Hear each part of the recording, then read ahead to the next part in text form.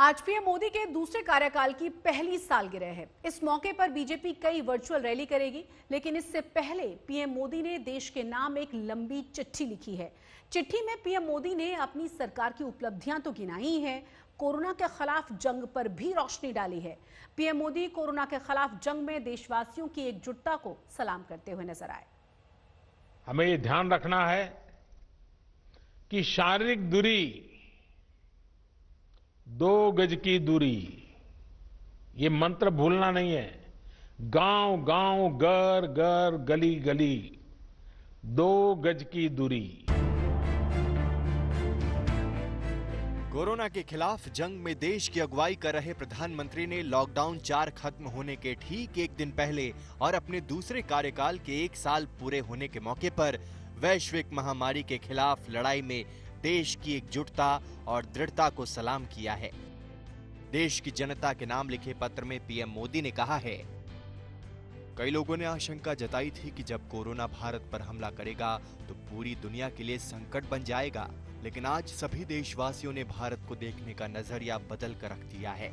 आपने ये सिद्ध करके दिखाया है कि विश्व के सामर्थ्यवान और संपन्न देशों की तुलना में भी भारतवासियों का सामूहिक सामर्थ्य और क्षमता अभूतपूर्व है।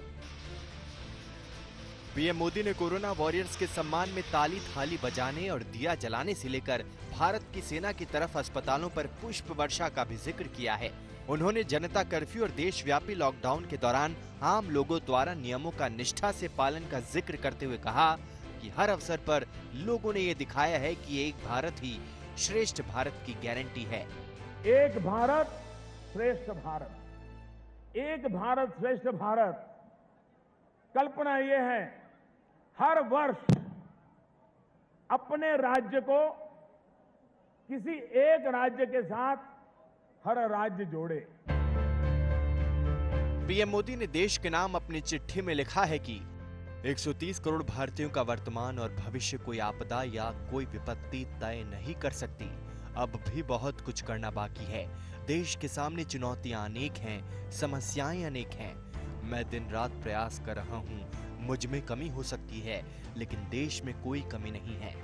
हमारे एक हाथ में कर्म और कर्तव्य है, तो दूसरे हाथ में सफलता सुनिश्चित है। आप सभी ने जिस प्रकार अनुशासन और सेवा भाव दोनों का परिचय दिया है, वो अभूतपूर्व है। शासन, प्रशासन और जनता जनार्दन ने मिलकर इस स्थिति को अच्छे ढंग से संभालने का भरपूर प्रयास किया है। पत्र में प्रधानमंत्री ने कोरोना महामारी पर भी बात की, लोगों से दिशा निर्देशों का पालन करने को कहा। प्रत्येक भारतीय के लिए प्रत्येक दिशा निर्देश का पालन करना बहुत आवश्यक है। जैसे अभी तक हमने धैर्य और जीवटता को बनाए रखा है, वैसे ही उसे आगे भी बनाए रखना है। ये एक बड़ा कारण है कि भारत आज अन्य देशों की तुलना में ज्यादा संभली हुई स्थिति में है। अपनी चिट्ठी में पीएम मोदी ने मजदूरों के दर्द को भी रखा है। उन्होंने लिखा, निश्चित तौर पर इतने बड़े संकट में कोई ये दावा नहीं कर सकता कि किसी को कोई तकलीफ और असुविधा न हुई हो। हमारे श्रमिक साथी, प्रवासी मजदूर भाई बहन, छोटे छोटे उद्योगों में काम करने वाले कारीगर, पटरी पर सामान बेचने वाले, रेहड़ी ठेला लगाने वाले, हमारे दुकानदार भाई बहन, लघु उद्यमी, ऐसे साथियों ने असीमित कष्ट सहा है। इनकी परेशानियां दूर करने के लिए सभी मिलकर प्रयास कर रहे हैं।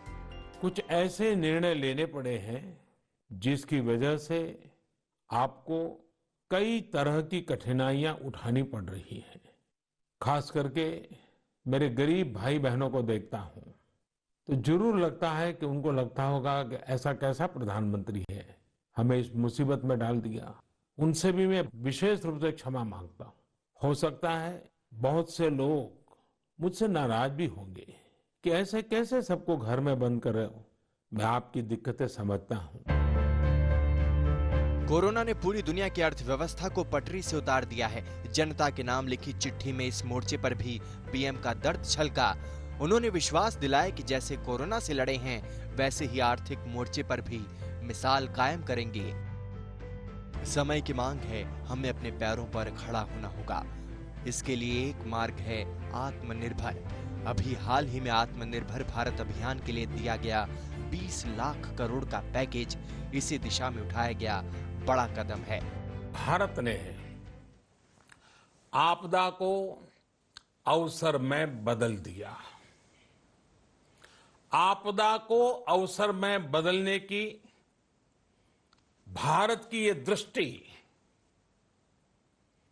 आत्मनिर्भर भारत के हमारे संकल्प के लिए उतनी ही प्रभावी सिद्ध होने वाली है।